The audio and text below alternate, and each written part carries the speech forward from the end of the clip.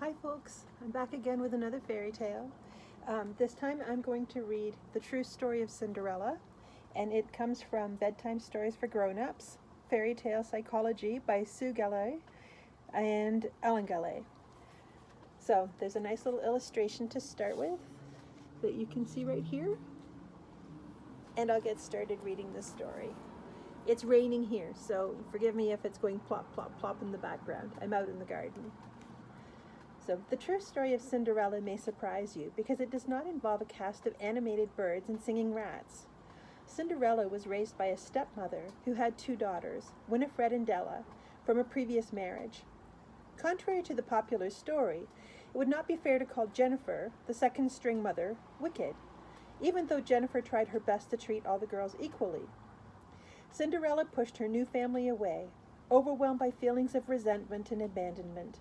Still bitter with unresolved grief over the death of first her mother and eventually her father, Cinderella feared that if she loved anyone again, they would also leave her.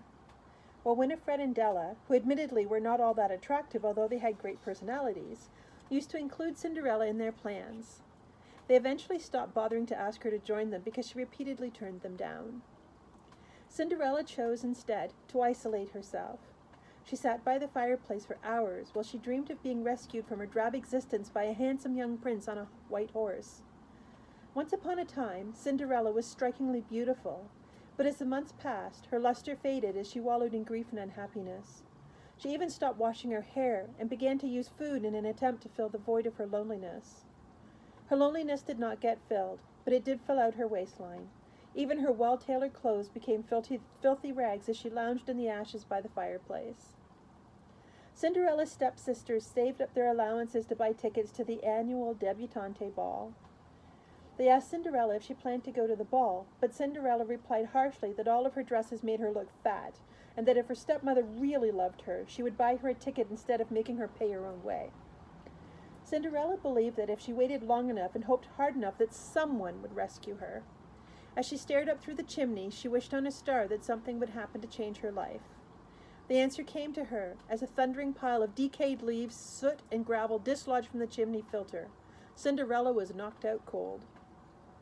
When Cinderella awoke, Winifred and Della were standing at the sides of her bed holding cool washcloths to her head. Jennifer told Cinderella that she had been worried sick because the accident had left the girl unconscious for several days. Cinderella could tell by Jennifer's watery eyes that she was telling the truth. Since her stepsisters had stayed by her side from the time of the accident, Cinderella's feeling of abandonment began to subside, and she was now able to see them in a new light, although they were actually more attractive with Cinderella's blurred vision. As she began to see more clearly, Cinderella realized that she had been playing the victim and that she had the power to make positive changes in her life.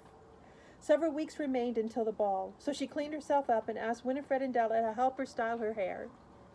She lost weight by exercising and by drinking diet shakes recommended on television by a famous baseball manager who claimed that they changed him from pumpkin to coach. Soon she was even able to fit into one of her old elegant evening gowns. In exchange for the money to buy a ticket for the ball, Cinderella offered to clean out the fireplace for her stepmother. Finally, the big night arrived. The palace glittered and the sounds of music and laughter filtered into the cool night air as Cinderella made her way to the entrance. The other ball-goers turned and stared at the beautiful Cinderella. As Cinderella walked up the steps to the ballroom, she caught the heel of her shoe in a crack and broke it off. Normally, Cinderella would have scurried away in embarrassment, but the new self-assured Cinderella kicked both shoes into the bushes and entered the ballroom barefooted. Several of the village girls had asked about her shoes, and Cinderella confidently replied that bare feet were all the rage in Europe. As the ball went on, several of the girls kicked off their shoes too so as not to miss out on the new fad. Across the room, Cinderella's eyes met those of the prince. He was everything she thought she wanted in a man, handsome, with enough money to support her in luxury for the rest of her life. The prince moved across the ballroom and asked Cinderella to dance. When the prince looked down at her bare feet, Cinderella laughingly explained that she was wearing glass slippers that could not be seen. As they danced, the prince talked on and on about his vast land holdings and told Cinderella that she must feel very lucky to be dancing with someone so handsome. He also managed to mangle each of her toes as he forced his way through the waltz. At the end of the dance, the prince told Cinderella that since she was the most beautiful girl in the kingdom, he would allow her to become his wife. Cinderella realized that years of royal inbreeding had left the prince without much of a chin or personality. Filled with a new sense of self-control over her life, she concocted a story about having to get home by midnight, and then made a dash for the door. The prince conducted a valiant search throughout the kingdom for the girl with the glass slippers, but everybody just thought that he was being a royal pain. Relying on her own resources and talents, Cinderella soon started her own thriving chain of chimney sweep franchises using the slogan, "We suit your needs," and of course she lived happily ever after. Remember, to practice making positive choices about what you think, feel, and do is necessary for self-confidence. And so ends a tale from Bedtime Stories for Grown-Ups. Until later.